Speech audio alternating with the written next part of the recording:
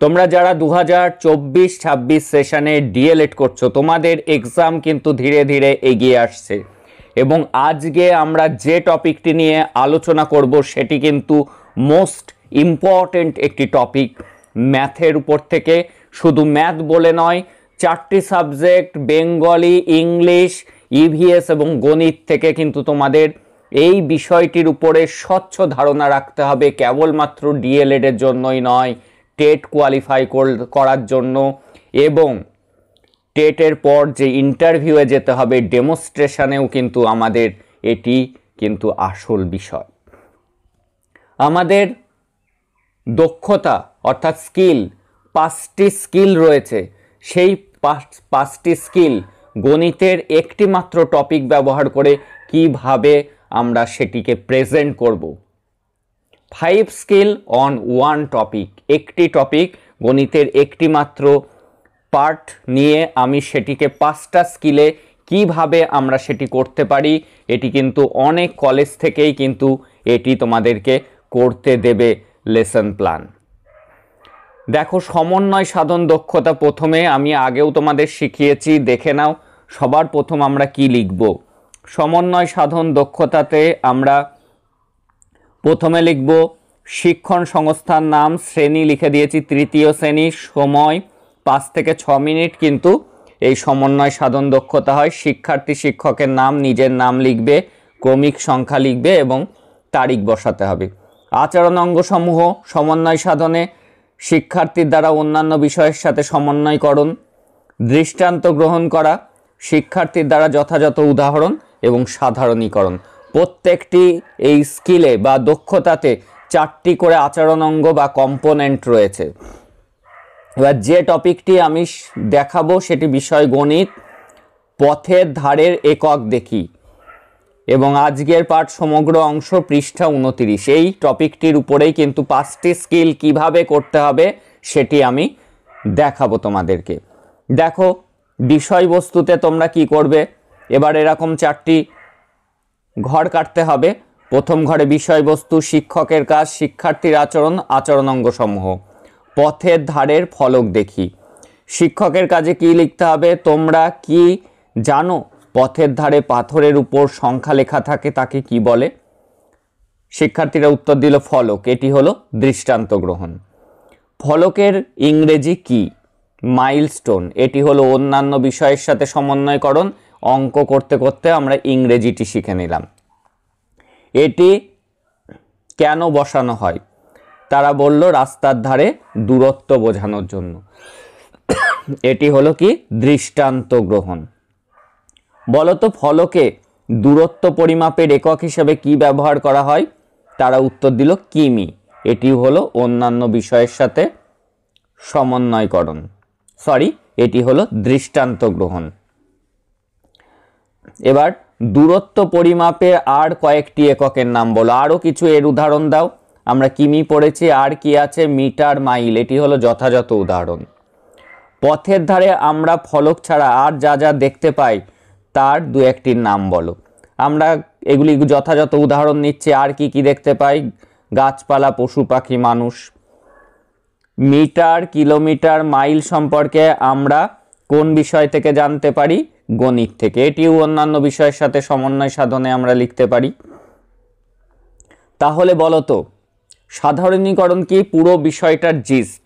তাহলে বলো তো ফলক আমরা কোথায় দেখি? রাস্তার ধারে। সাধারণীকরণ। তাহলে এই পাঠ্যাংশ থেকে আমরা কি জানলাম?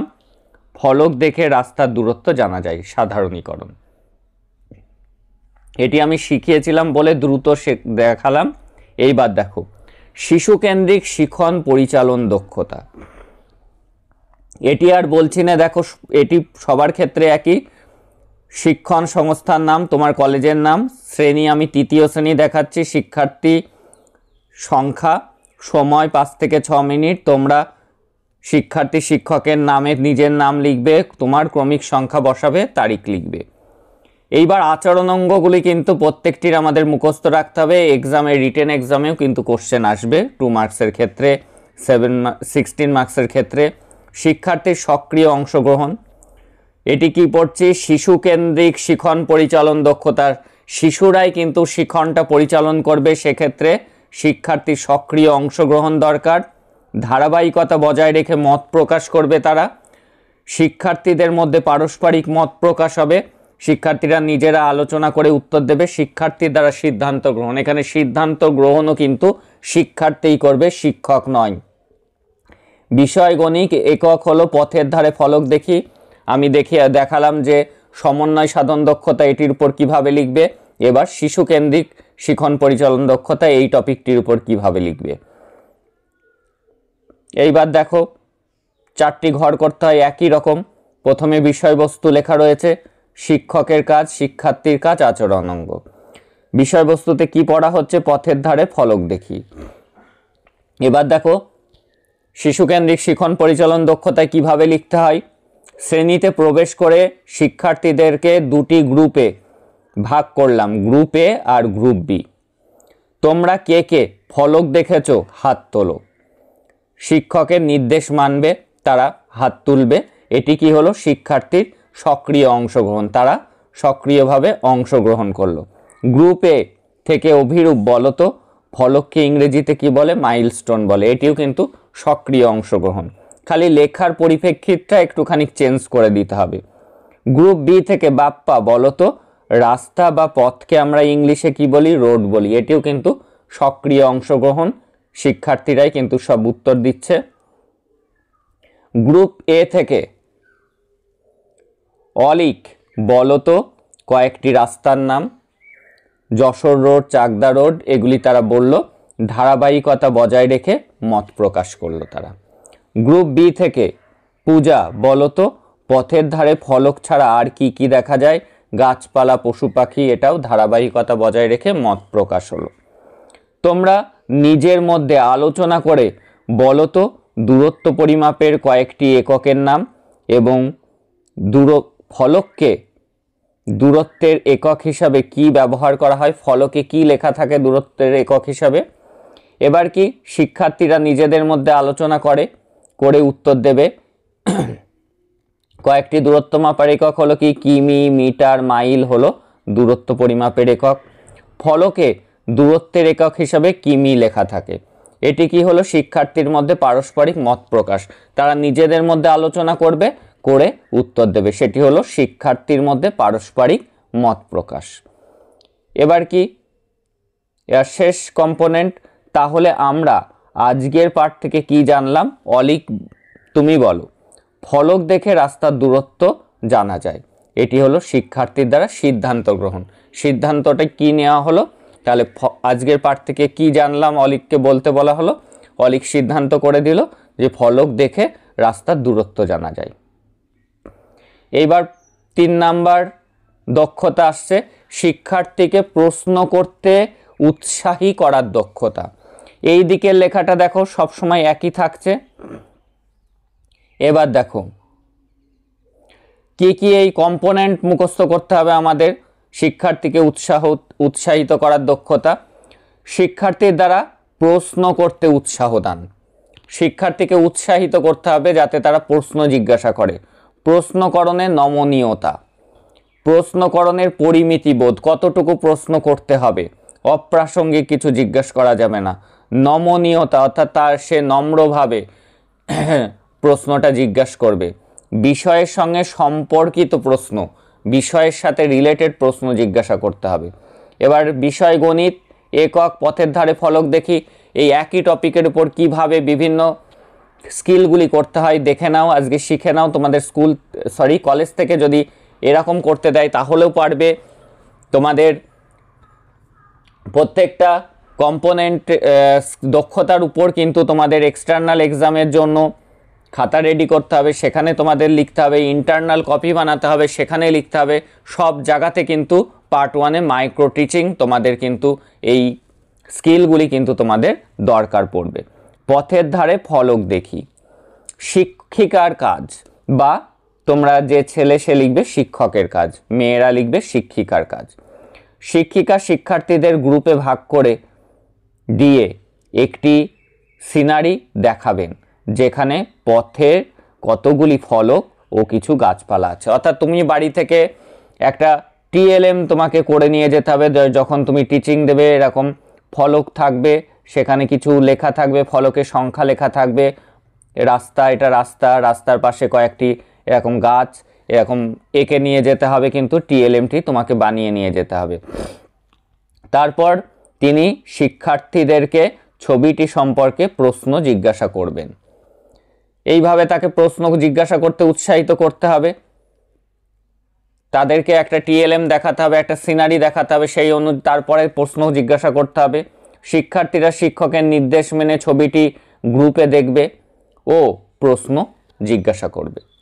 এটি কি হলো? শিক্ষার্থীদের দ্বারা প্রশ্নকরণে উৎসাহ দান। এইভাবে তাদেরকে উৎসাহ দিতে হবে, ছবি দেখিয়ে বলতে হবে, বলো তো ছবিতে কি দেখতে পাচ্ছ তোমরা। প্রথম গ্রুপ থেকে রাহুল বলল, ম্যাডাম এটি কি পাথরের ছবি? দ্বিতীয় গ্রুপ থেকে রিম্পা বলল, ম্যাডাম পাথরের ধারে এগুলি কি ইটের তৈরি কিছু? পথের ধারে এগুলি কি ইটের তৈরি কিছু? তাহলে এই একটা গ্রুপ থেকে কেউ বলল যে এটা পাথরের ছবি ফলকটাকে, কেউ আবার বলল যে এটা ইটের তৈরি কিছু। এটি হলো প্রশ্নকরণের নমনীয়তা। বিনম্রভাবে তারা এই প্রশ্নটা জিজ্ঞাসা করলো। হ্যাঁ, তোমরা ঠিক বলেছ, পথের ধারে যে পাথরগুলি দেখতে পাচ্ছ এগুলিকে ফলক বলে।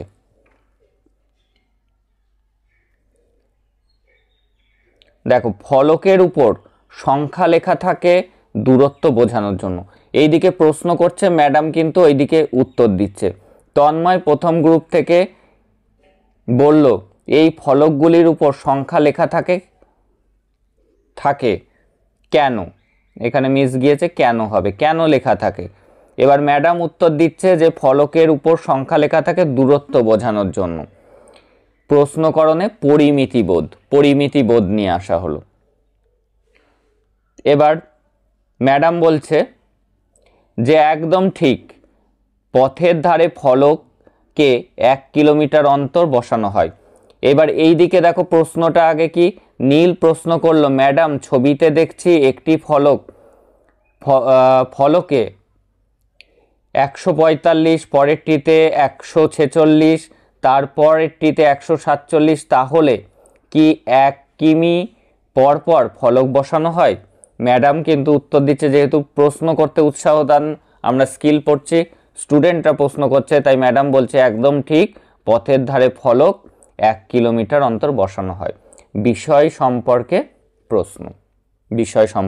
প্রশ্ন। এই হয়ে গেল। এবার আমরা দেখে নেব চতুর্থ আমাদের দক্ষতা। সেটি কি? সেটি হলো শিক্ষার্থীকে পর্যবেক্ষণ করার ক্ষমতা বিকাশের দক্ষতা। এইখানকার লেখায় একই থাকছে। এই দিকের আচরণ অঙ্গ তোমাকে কিন্তু মুখস্থ করতে হবে। শিক্ষার্থীর পর্যবেক্ষণকরণ, আগে তারা দেখবে, পুনরায় চাহিদা অনুসারে পর্যবেক্ষণকরণ, আবার তাদের যদি দরকার থাকে আবার তারা সেই বিষয়টি টিএলএমটি দেখে নেবে। শিক্ষার্থীর দ্বারা কার্যকারণ সম্পর্ক স্থাপন করতে হবে, পর্যবেক্ষণ ও চিন্তার প্রতিফলন, এই 4টি কম্পোনেন্ট খেয়াল রাখতে হবে। এদিকের লেখাও এক, আমার গণিক পথের ধারে ফলক দেখি। আমাদের টপ দক্ষতা এবার স্কিলটি কি? শিক্ষার্থীর পর্যবেক্ষণ করার ক্ষমতা বিকাশের দক্ষতা। এবার দেখো, এই লেখা উপরের হেডিং একই রয়েছে, আর বলে টাইম নষ্ট করছি না, পথের ধারে ফলক দেখি। এইবার শ্রেণীতে প্রবেশ করে শিক্ষার্থীদের দলে ভাগ করে দেওয়া হবে। এরপর পাঠ্যপুস্তকে থাকা পথের ধারের ফলক দেখি এই এককটিতে থাকা ছবিটি টানিয়ে দেব। তারপর অর্থাৎ এই ছবিটি, বইয়ে যে ছবিটি দেওয়া আছে সেই ছবিটা কিন্তু একটা বড় আর্ট পেপারে তোমাদের এঁকে নিয়ে যেতে হবে। তারপর প্রশ্ন করব, ছবিটিতে কি দেখতে পাচ্ছ? শিক্ষিকার কথা শিক্ষার্থীরা শুনবে এবং ছবিটি ভালো করে পর্যবেক্ষণ করবে। তাহলে কি হলো? শিক্ষার্থীর পর্যবেক্ষণ হলো। প্রথমে শিক্ষার্থীর কথা শুনবে এবং ছবিটি দেখবে, প্রথমবার কিন্তু পর্যবেক্ষণ, তারপরে প্রয়োজন হলে তারা আবার পুনরায় পর্যবেক্ষণ করবে। অহনা, তুমি ছবিটি দেখে গুণে বলো তো ছবিটিতে কটি ফলক দেখা যাচ্ছে। শিক্ষার্থীরা ছবিটি পর্যবেক্ষণ করবে এবং ফলকের সংখ্যা গুনবে। আবার যেহেতু আবার ছবিটির দিকে তারা তাকালো, তাই পুনরায় চাহিদা অনুসারে পর্যবেক্ষণ, তাদের প্রয়োজনে তারা আবার পুনরায় সেটি দেখলো। এবার দেখো, এবার তোমরা বলো তো পথের ধারে ফলক কেন লাগানো হয়? দূরত্ব বোঝানোর জন্য। শিক্ষার্থীর দ্বারা কার্যকারণ, কারণটা শোনা হলো যে কি কারণে ফলক লাগানো হয়, তাহলে কার্যকারণ সম্পর্ক স্থাপন হলো।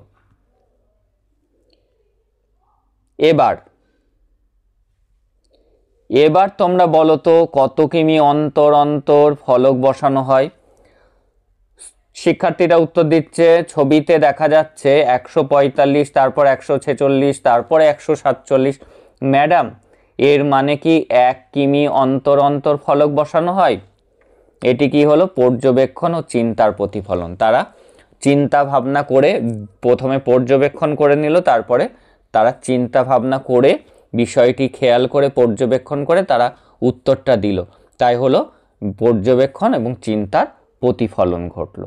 তাহলে হয়ে গেল। এবং আমাদের লাস্ট দক্ষতা, সেটির নাম হলো শিখন পরিস্থিতির সঙ্গে কৃৎকলা শিল্পের সংযোগ সাধনের দক্ষতা। তাহলে এটি কি? এদিকের কম্পোনেন্ট একই লেখা আছে, আচরণ অঙ্গগুলি মুখস্থ করতে হবে। এইগুলি কিন্তু ভেরি ভেরি ইম্পর্টেন্ট। বিষয়সমূহের প্রত্যক্ষ অংশগ্রহণ, বিষয়সমূহে প্রত্যক্ষ অংশগ্রহণ অর্থাৎ প্রত্যেকটি ছাত্রছাত্রী প্রত্যক্ষভাবে অংশগ্রহণ করবে। সৃজনাত্মক সৃষ্টি, তারা কিছু না কিছু বানাবে। বিষয়ের নাট্য রূপান্তর, সেটি অভিনয় করা সম্ভব হলে অভিনয় করে দেখানো হবে। বিষয়ের প্রতিফলন, তারপর সেই বিষয়ের প্রতিফলন অর্থাৎ তারা কি শিখতে পারলো সেই বিষয়টি। আমার গণিত পথের ধারে ফলক দেখি। দেখো, এই একটা টপিককেই কিভাবে বিভিন্ন দক্ষতাতে আমরা ব্যবহার করতে পারছি। এখানে একই পথের ধারে ফলক দেখি। এবার কিভাবে লিখবে? শ্রেণীতে প্রবেশ করে শিক্ষার্থীদের সঙ্গে কুশল বিনিময় করার পর তাদের দলে ভাগ করে দেব। তারপর একটি ছবি দেখিয়ে শিক্ষার্থীদের বলবো, তোমরাও ছবিটি ভালো করে দেখো। কি হবে? প্রথমে কুশল বিনিময় করে অর্থাৎ গুড মর্নিং জানিয়ে কুশল বিনিময় করে তাদেরকে দলে ভাগ করে তাদেরকে ছবি দেখাতে হবে, বলতে হবে যে ছবিটি ভালো করে দেখো। শিক্ষার্থীরা ছবিটি দেখবে এবং নিজেদের মধ্যে আলোচনা করবে। এটি কি হলো? শিক্ষার্থীদের বিষয়ে প্রত্যক্ষ অংশগ্রহণে উৎসাহ দান। তাদেরকে বিষয়ের মধ্যে উৎসাহ দেওয়া হলো, তারা যাতে এতে অংশগ্রহণ করে। ছবিটি দেখলো, পড়াশুনো না, প্রথমে ছবির দিকে মনোযোগ দিলে, তাদের দেখালে তাদের মনোযোগটা গ্রো হবে। প্রথমেই যদি একটা কঠিন অঙ্ক করতে দেওয়া হয় তাহলে স্টুডেন্টরা ভীত হয়ে যায়, যারা পিছিয়ে পড়া স্টুডেন্ট তারা পড়ার প্রতি উৎসাহ হারায়। তাই কৃৎকলা অর্থাৎ সৃজনাত্মক বিষয়ের মধ্যে দিয়ে পড়াতে হবে। তার মধ্যে দিয়েও কিভাবে গণিত শেখানো যায়। সমীর, তুমি কি দেখতে পাচ্ছ ছবিতে? রাস্তা, গাছ, দুজন হেঁটে যাচ্ছে। নীল, এই ছবিতে আর কি আছে? পথের ধারে কিছু দূর দূর অন্তর একটি করে পাথর বসানো আছে। হ্যাঁ, ঠিক বলেছ, এটিকে ফলক বলে। ফলকের গায়ে কি কিছু লেখা আছে? হ্যাঁ, সংখ্যা লেখা আছে। তারপরে কি দেখো, তোমরা ছবিটি দেখে বলো তো ফলকগুলি কত কিমি অন্তর আছে? 1 কিমি অন্তর আছে। কি করে বুঝলে যে ফলকটিতে প্রথমে 145 এবং দ্বিতীয় ফলকটিতে 146 লেখা আছে? অর্থাৎ 146 থেকে 145 বিয়োগ করলে 1 হয়। তার মানে আমরা বিয়োগ করে বুঝতে পারলাম, তাই তো? এটি হলো বিষয়ের প্রতিফলন হলো। এবার বিষয়ের নাট্যরূপ দিতে হবে।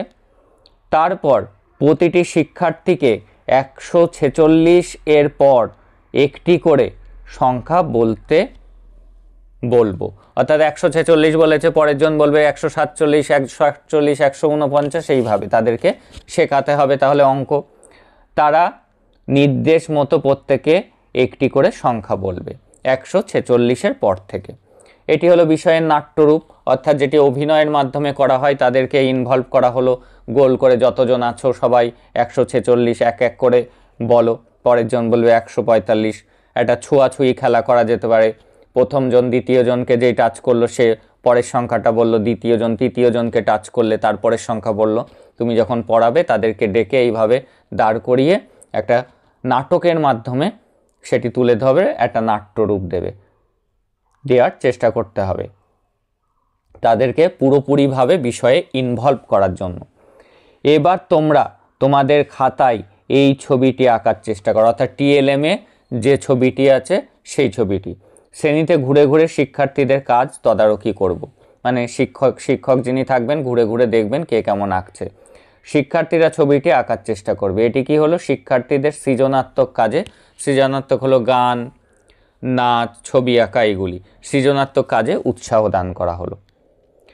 আগামীকাল তোমরা ছবিটি রং করে আনবে। এটি কি হলো?